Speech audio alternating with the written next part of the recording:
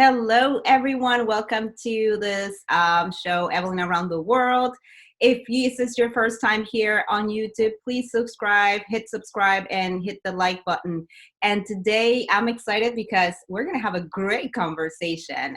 We have Jeremy here, Nichols, and he's going to take us all the way to beautiful Tampa in Florida. Tell us about it. Oh my gosh, Tampa. Yes. I know there's a lot of people here joining that probably never been to Tampa, but so it's just great to get started. Let us know a little bit about Tampa and who you are and what you do, Jeremy. Okay, so Tampa, I chose to move here, so there are a lot of things I obviously have to like about it because I chose to move here.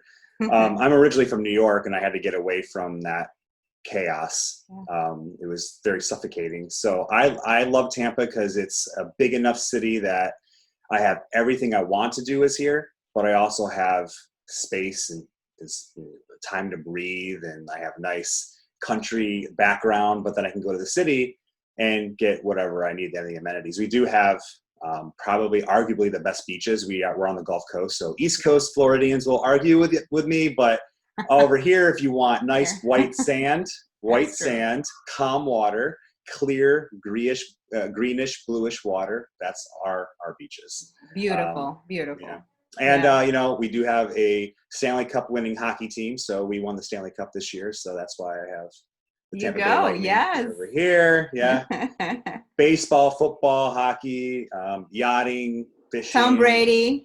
I mean, like a lot of things to do. Amusement parks. We're about, an hour away from Orlando. If you want to go get your Disney fix, there's a lot to do here. I can kind of ramble on about it. And you will get mad at this, but we do have the original Cuban sandwich. No, you don't. Yes, we do. It's proven. We won that war. I will send you articles. It was here in Ybor City.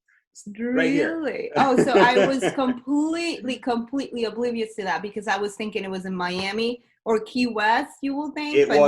It's been going back and forth and arguing, and I finally settled it. And maybe it'll be another war this year.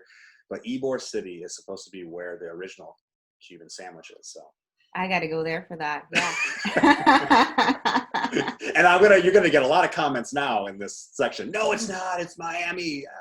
Yeah, I gotta test it. So we're here to talk about something real important. I'm passionate about this, Jeremy. And Jeremy, you and I had a conversation, I want to say 3 weeks ago, and we got on the phone. We talked about what we do.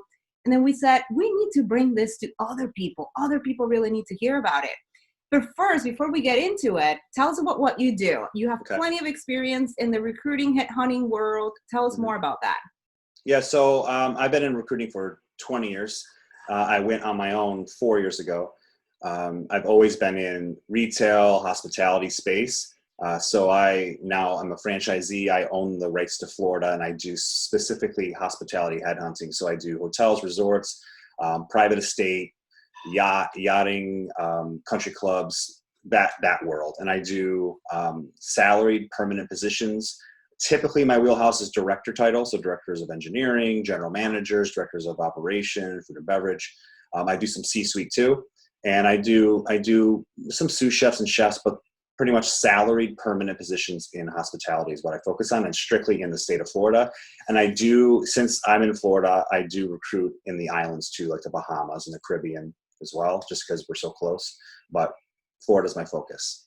So interesting. I love it. But obviously now with COVID, that has changed tremendously. And unfortunately, that has impacted the hospitality industry. I can only imagine. Jeremy, you and I met on LinkedIn. And I think that's one of the silver linings of COVID, that now everything has gone just to the digital world. Maybe that was there before, but individuals that have never used LinkedIn or other social media platforms are now more active and going there because they know they have to do something different now in order for them to find their way back. They need to find a job. It's not what we used to do years ago, or maybe before COVID, that you will go into an applicant tracking system, apply for a role, and then eventually you'll get called in and you're interviewed and go through the whole process. It's changed now. Yeah. So two things here. So first, let's talk about that. I think you have experience on the applicant tracking system world and how that works. In my experience as a human resources professional, I think that that's outdated. I know it helps in companies, and it really does. And again, if you're first here joining on this channel, we talk about what other HR professionals don't want to talk about. This is confessions about HR stuff that we really go through, and people open the really floodgates. Open the floodgates. I have no problem doing it. Yeah. Let's disrupt HR and really talk about really human resources should be, and what we need to be doing to make it better. So with an applicant tracking system, I'm not opposed to it 100%. I think it helps. And there's some couple of things there. Candidates really need to understand how to read the applicant tracking system, because if they match the job keywords to the job description, applicant tracking systems really read them, and then that gets to the hands of the recruiter, right? So that's kind of one way and how I see it on the applicant tracking side. Now, when the candidates learn this, they get through that process, get in front of the recruiters. Now, I think it works for them, but on the flip side, I think it makes the HR job a little harder, I guess, because then they really need to understand if that candidate has the experience they really have, they say they do, or if they're just pretty much going around the system and trying to get in front of them. So 2 things. What do you think about this in the whole applicant tracking system world, and what's happening with that now? Well, that's music to my ears, because I am a headhunter, so I'm compensated when I go find people. So the more messier it is for HR directors, the better for me, because I can find the talent. Yeah. Because everything you're not going to have any pushback from me on ATSs. I have an ATS, yes, and I do have my network, and I do use one to keep myself organized. But that's the main reason I use my ATS, and also just to organize my pipeline of my job searches and to submit my candidates. Yeah. So it's a good organizational tool. But as far as finding talent, I still am a huge believer on networking, picking up the phone, calling people, and you have to think outside the box, because there's so many titles, especially in hospitality, right?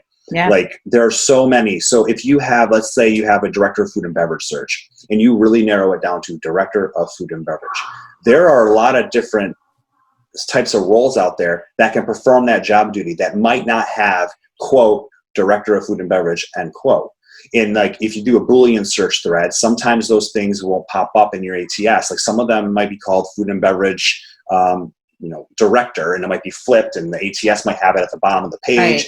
I mean, there's different ways they'll pop. I tag a lot of stuff in my ATS, so it's easier to find, but like without going into a long, boring ATS conversation, I do think if you are going to be looking for people, you should still be working your network and being open-minded with the different types of titles that are out there. Because especially in our world, I can't really speak to other industries, but in hospitality, there are so many titles. And especially when you go from hotel to resort to club, right?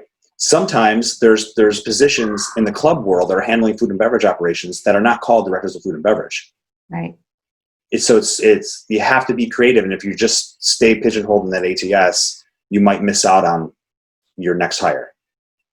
And I want to touch on something you said there. The light bulb went off right there. And we started this conversation with the applicant tracking system. And yes, there's many of them out there. And but I think right now, more so than the applicant tracking system, is the relationships you build.